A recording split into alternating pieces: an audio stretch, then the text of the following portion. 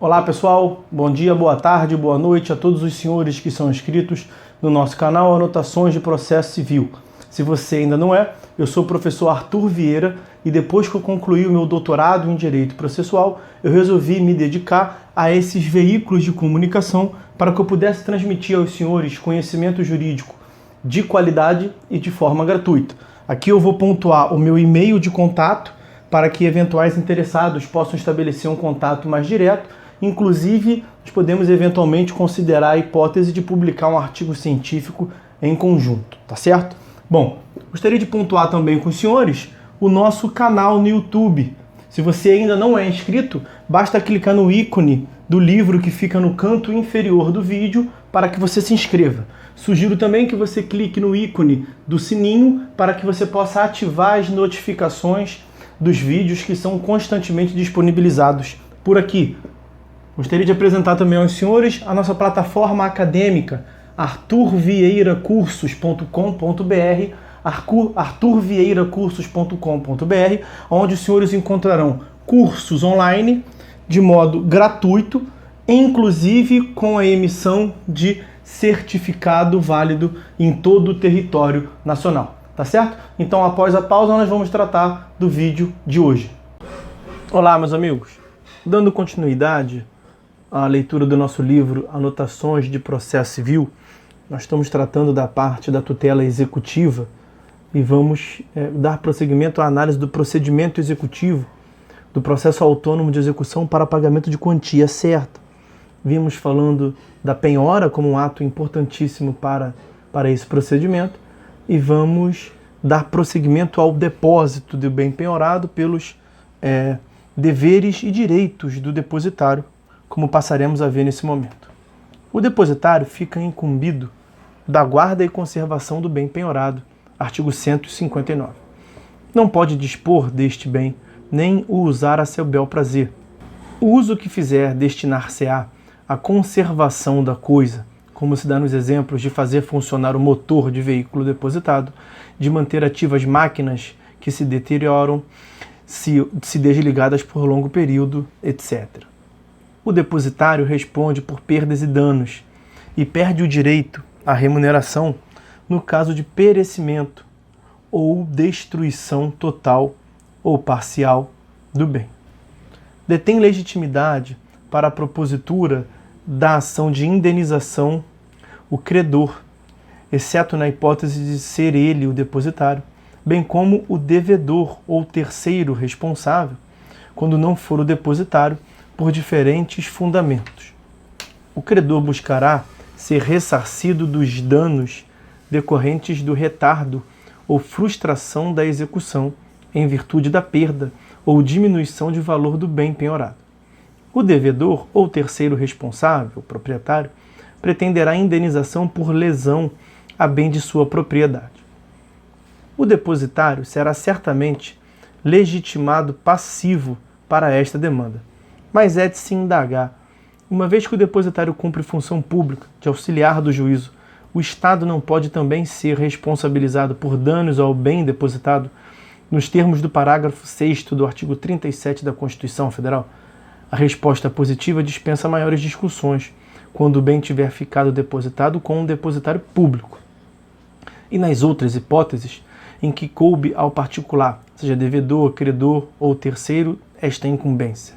A questão não é usualmente tratada pela doutrina. Talvez se possa excluir a responsabilidade estatal nos casos em que credor e devedor escolheram o depositário ou concordaram com a opção feita pelo juiz. Em outras situações, porém, não há o que justifique a exclusão da incidência daquela regra constitucional.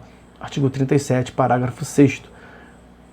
Nas penhoras especiais sobre estabelecimentos comerciais, industriais ou agrícolas, ou sobre plantações, animais e edifícios em construção, e ainda sobre empresa permissionária ou concessionária pública, artigos 862 e 863, que tratamos no último vídeo, mais do que guarda e conservação, há o dever de administração pelo depositário. Também no usufruto executivo, põe-se a figura do administrador, como se vê no artigo 868. Como consequência do alargamento dos deveres, nessas hipóteses, os poderes do depositário são mais amplos, atingindo a gestão do bem. Daí a escolha do depositário ser então cercada de ainda maiores cuidados. Ampla participação das partes, no artigo 862, preferência pela designação de um dos diretores da empresa, no artigo 863, dentre outras manifestações. Diante da complexidade da administração, pode ser preciso que o depositário contrate prepostos que o auxiliem. Se os prepostos forem contratados sem a autorização do juiz, o depositário será responsável pela escolha das pessoas contratadas e fiscalização da atuação delas. Responderá por culpa em elegendo e culpa em vigilando, caso os prepostos atuem indevidamente e causem danos. Já se a contratação for expressamente autorizada pelo juiz, parágrafo único do artigo 160, o depositário será responsável apenas pela fiscalização da atuação do preposto. Responderá pelos danos que o preposto cause apenas em virtude de culpa em vigilando. O depositário tem o dever de entregar o bem depositado assim que o juiz determinar. Se na entrega, sem justa causa, é depositário infiel, no depósito judicial, pacificou-se o entendimento de que não há necessidade de ação de depósito para que se exija judicialmente o bem, nos termos do enunciado de súmula número 619 do STF, que permanece aplicável exclusivamente no ponto em que dispensa a propositura de uma ação de depósito. O juiz determina a entrega do bem no próprio processo executivo, combinando e aplicando as sanções em caso de infidelidade ali mesmo. Muitos doutrinadores discordavam dessa solução, argumentando que ofenderia o devido processo legal plasmado no inciso 54 do artigo 5º da Constituição Federal. Não teria o depositário oportunidade para demonstrar justa causa para a ausência de entrega do bem, seja pela perda ou deterioração por caso fortuito ou força maior, etc. Para que esta crítica seja afastada, basta que se respeite o devido processo legal na própria execução, ouvindo-se o depositário, permitindo-se-lhe produção de provas, fundamentando-se a decisão que determina a entrega de bens, etc. Com isso, haverá de ser cumprido, portanto, o devido processo legal. O artigo 7º, número 7, da Convenção Americana sobre Direitos Humanos, o famoso Pacto de São José da Costa Rica, proíbe qualquer prisão civil, isso é, prisão não penal, exceto na hipótese de descumprimento de decisão judicial que mandar pagar dívida alimentícia.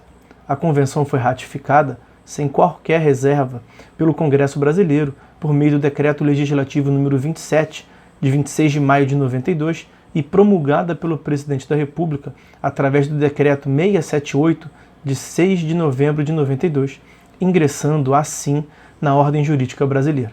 Pode-se afirmar que, desde então, a garantia constitucional da proibição de prisão civil foi ampliada, passando a ser também vedada a medida constritiva contra o depositário infiel. Essa conclusão é reforçada pela previsão de que os direitos e garantias fundamentais expressos na Constituição não excluem outros decorrentes de tratados internacionais de que o Brasil participe, ratificando. Parágrafo 2º do artigo 5º da Constituição. A Emenda Constitucional número 45 de 2004 estabeleceu um sistema especial de inclusão dos atos internacionais sobre direitos humanos na ordem constitucional brasileira. O parágrafo 3º do artigo 5º da Constituição Federal tem a seguinte redação: os tratados e convenções internacionais sobre direitos humanos que forem aprovados em cada casa do Congresso Nacional em 2 turnos por 3/5 dos votos dos respectivos membros serão equivalentes às emendas constitucionais. Mas é uma regra que se aplica a partir da vigência da emenda. Os tratados e convenções sobre direitos fundamentais aprovados antes da emenda, como foi o caso do Pacto de São José da Costa Rica, independiam desse especial requisito para ingressar na ordem constitucional brasileira. A questão foi, durante alguns anos, extremamente controvertida na jurisprudência. Por um lado, havia decisões sufragando a tese ora exposta, especialmente nos tribunais estaduais, e ocasionalmente no STJ. Por outro lado, em 1995, por apertada maioria e sem enfrentar diretamente o aspecto acima destacado, o Supremo Tribunal Federal havia reafirmado o cabimento da prisão civil do depositário infiel sob o argumento de que, a despeito da Convenção Americana, teria de continuar prevalecendo a originária autorização constitucional nesse sentido. Mas no início dos anos 2000, assistiu-se a marcante mudança de orientação sobre o tema no STF. Alteração essa que se insere em um muito mais amplo contexto de câmbios, de modificações havidos naquela corte. Reiteradas decisões passaram a rejeitar a legitimidade da prisão civil do depositário infiel, até que se editou a súmula vinculante de número 25, nos seguintes termos: é ilícita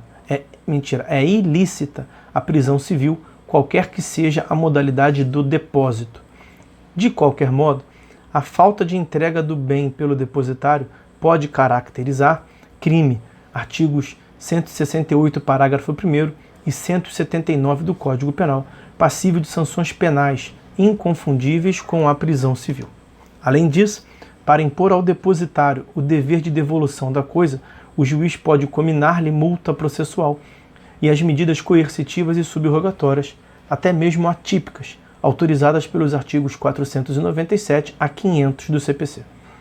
Alguém só se submeterá a esses deveres e suas sanções se expressamente assumir o encargo de depositário.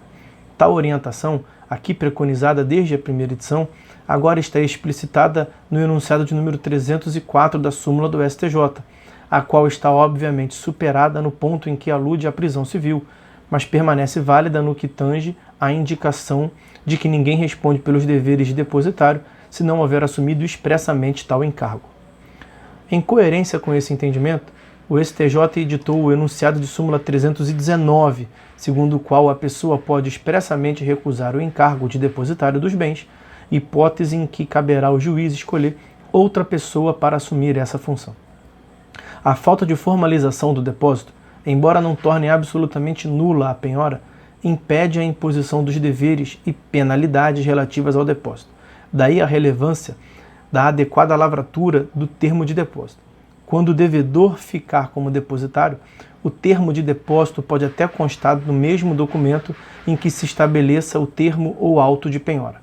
Mas note-se, enquanto a intimação da penhora pode fazer-se na pessoa do advogado do devedor, a intimação do depósito tem de ser feita junto ao próprio devedor, ou um procurador com poderes específicos para assumir a condição de depositário, caso se pretenda que ele fique como depositário. Será indispensável a expressa advertência ao depositário de seus direitos e deveres. O depositário tem de noticiar para o juiz fatos que impliquem a deteriorização da coisa, turbação, esbulho ou meramente ameaça de sua posse. Surge nesse ponto a indagação sobre quem pode se valer das ações possessórias para a defesa do bem depositado. O devedor ou o terceiro responsável, titular do bem, sempre deterá essa legitimidade, pois, na pior das hipóteses, permanece com a posse imediata. Igualmente, o depositário, mesmo não sendo proprietário do bem, estará legitimado a pedir proteção jurisdicional possessória, pois deterá posse direta, ou, excepcionalmente, a posse indireta, como mencionamos acima. Parte da doutrina adota entendimento que, conquanto interessante, não parece prevalecer. O esbulho, turbação ou a ameaça contra a posse dos bens penhorados e depositados judicialmente não representaria violação a interesses particulares do depositário, mas afronta a situação de direito público, razão pela qual, para restabelecer a posse do depositário sobre o bem esbulhado, bastaria a denúncia da ocorrência ao juiz, que de pronto e no próprio processo executivo determinaria as providências necessárias para a restauração da situação anterior. Quanto à demanda reivindicatória, destinada à defesa da propriedade de bens depositados, só o devedor ou o terceiro responsável detém na condição de proprietário legitimidade ativa. O depositário tem ainda o dever de receber os frutos e rendimentos do bem para em seguida repassá-los ao juízo. Incumbe ao depositário, por fim, prestar contas em juízo de sua atuação a qualquer momento determinado pelo juiz ou no final do depósito. Credor e devedor, ou ainda o terceiro responsável titular do bem, tem legitimidade para propor ação de prestação de contas. O primeiro, porque os frutos e rendimentos da coisa penhorada normalmente se destinariam para abatimento de seu crédito, artigo 858. O segundo, na condição de proprietário do bem. Na penhora de percentual do faturamento de empresa, o juiz nomeará um depositário, que terá o dever de submeter ao juiz a forma de efetivação da constrição, bem como de prestar contas mensalmente, entregando ao credor as quais recebidas, para que elas sejam imputadas na satisfação da dívida. No usufruto, o administrador tem função equiparável à do depositário no que tange a poderes, deveres e responsabilidades. Vejam o artigo 869. E por fim, para terminar a análise do depositário, vejamos os direitos do depositário. O depositário receberá remuneração por seu trabalho. Para o depositário público, normalmente o valor é objeto da tabela oficial de custas e emolumentos. Quando particular o depositário, o juiz fixará o valor desta verba, atendendo à situação dos bens, ao tempo do serviço e às dificuldades de sua execução. Vejam o artigo 160.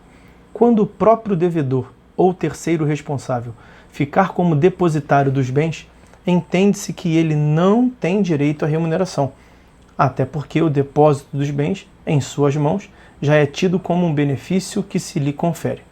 Em ordenamentos de outros países, diferentemente do nosso, é expressamente excluída a remuneração do devedor depositário.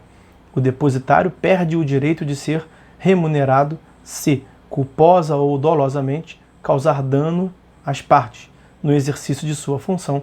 Artigo 161. O depositário fará jus ao ressarcimento das despesas que tiver no exercício dos encargos, direito este que não perde, ainda na hipótese de causar danos às partes. Quando necessário, tanto a remuneração quanto os reembolsos ser-lhe-ão adiantados pelo credor, que se ressarcirá desses valores junto ao devedor na própria execução, como os ônus da sucumbência deste último, do devedor. Bom, com isso a gente finaliza a análise do depósito e do depositário. A partir do próximo vídeo nós vamos continuar o estudo do procedimento da execução para a satisfação da obrigação de pagar quantia, pelo item que está destacado na tela aí para os senhores, a avaliação dos bens penhorados. Então, meus amigos, é isso. Por hora é só. Fiquem todos com Deus e até a próxima.